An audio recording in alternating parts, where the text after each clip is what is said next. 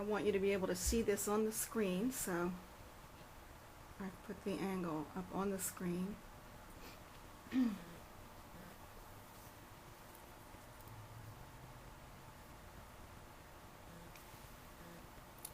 you can see that the arc is flipped in the wrong direction, so I'm going to flip Y, touch OK.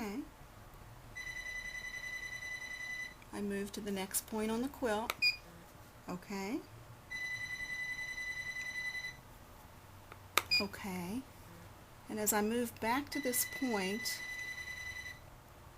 it would take me a few minutes to line that up perfectly from this point to this point, but if I turn the snaps on, and now you can see the little points, and I get in the area of that point and touch OK, it's going to jump there and lock for me. OK,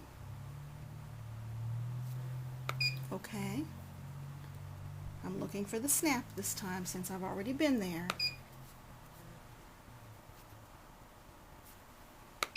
Okay, I can't see on the screen now, so if I turn my zoom back on, touch pan, I can now move around the screen by touching it and dragging it.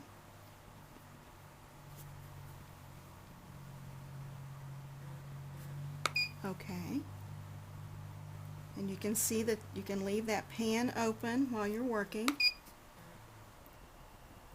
think you can see it from there.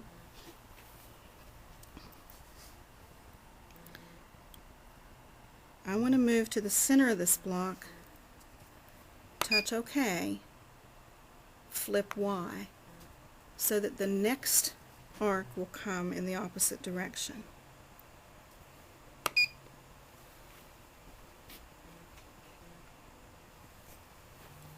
Move back up to the center point.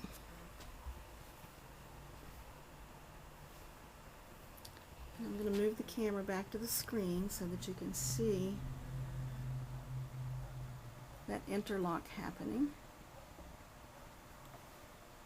My pan is still on, so I can drag the screen. And you can see that I've just come back to the center and it automatically snapped. OK.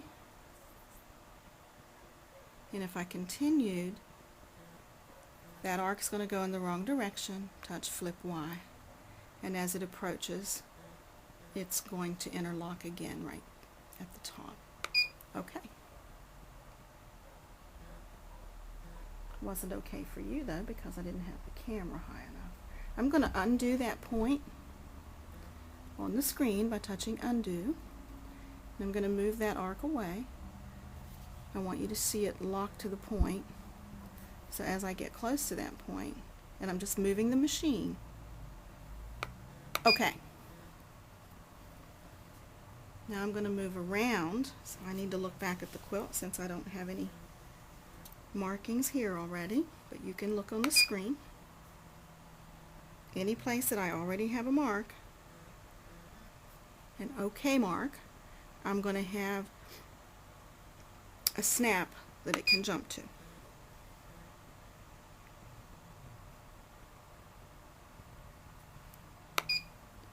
I'm going to move to the center. We hit it, flip Y. We hit it, flip Y, and OK, of course.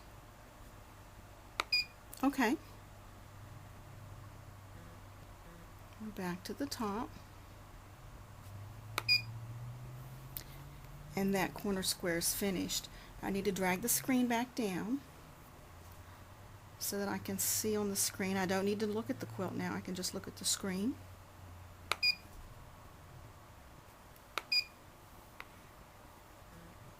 And as soon as it locks, I can move on to the next one.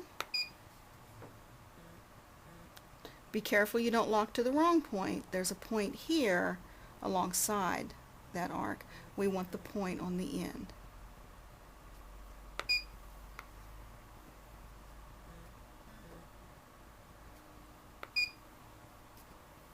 I need to look at the quilt now to set up the second side of the arc.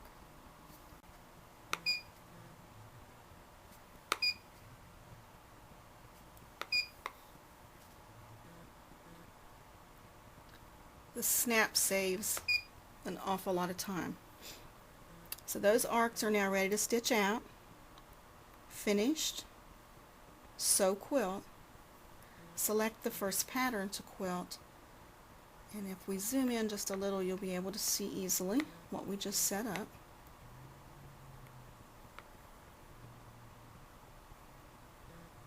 We just set up this arc, this block, and this arc. Turn the zoom back off, touch the pattern, and it's ready to sew. Continue.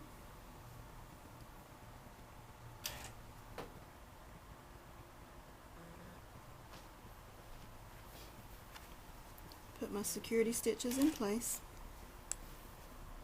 Touch sew quilt.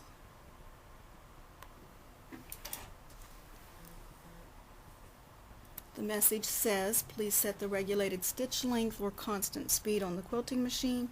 That's just a reminder in case you've been in basting mode. It's so very easy to forget that, and just quickly touch continue, and then you start sewing and you're in a basting stitch. So those messages pop up for a reason.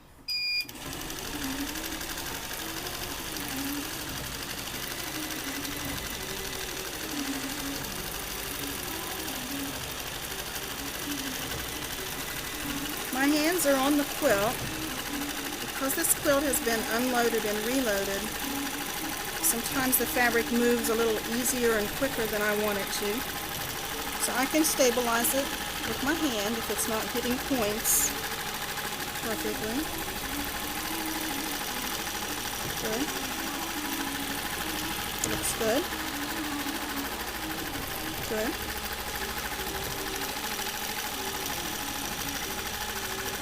Interlock the center perfectly.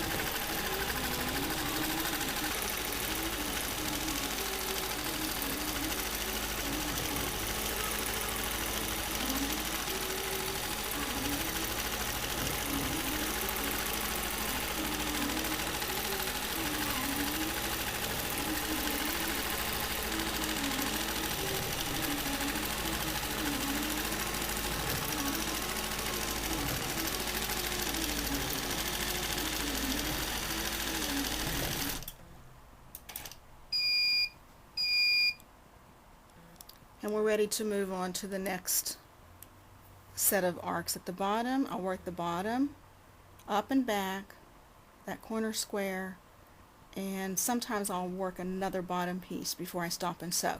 If I move out much further than that with the marking, as this quilt is stitching,